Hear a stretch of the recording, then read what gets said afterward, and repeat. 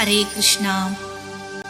நம்ம உடலா இருந்தாலும் சரி, மனசா இருந்தாலும் சரி, அதுக்கு ஏற்படுற துன்பங்களை கடந்து போக மருந்து தேவைப்படும் இல்லையா? அப்படிப்பட்ட அருமையான மருந்து நமக்கு கிடைச்சாலும் அந்த மருந்த பார்த்துக்கிட்டே இருந்தாலோ அதோட பேரை சொல்லிக்கிட்டே இருந்தாலோ வியாதி குணமாக போறது கிடையாது. ஆனா அந்த மருந்த சரியான அளவோட எடுத்து நம்ம உடலால அதை அனுபவிக்கும் போது வியாதி குணமாகும். எதையுமே நம்ம அனுபவத்துக்கு கொண்டு வரும்போதுதான் நமக்கு அதால பலன் கிடைக்கும்.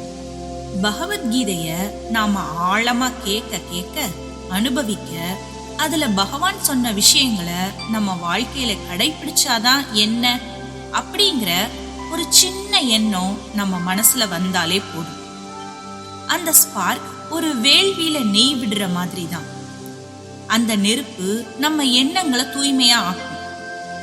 நம்மளோட பெரிய 2 பிரச்சனைகள் என்ன தெரியுமா? ஒன்னு சுகம், இன்னொன்று துக்கம். இந்த 2 தான்.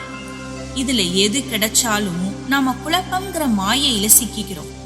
சுகம், துக்கம், இதுல எந்த உணர்ச்சி கிடைச்சாலும் சமமா பார்க்கிற மனோபாவத்தை இந்த பகவத்கீதைங்கிற மருந்து உற்பத்தி செய்யும். ஹரே கிருஷ்ணா.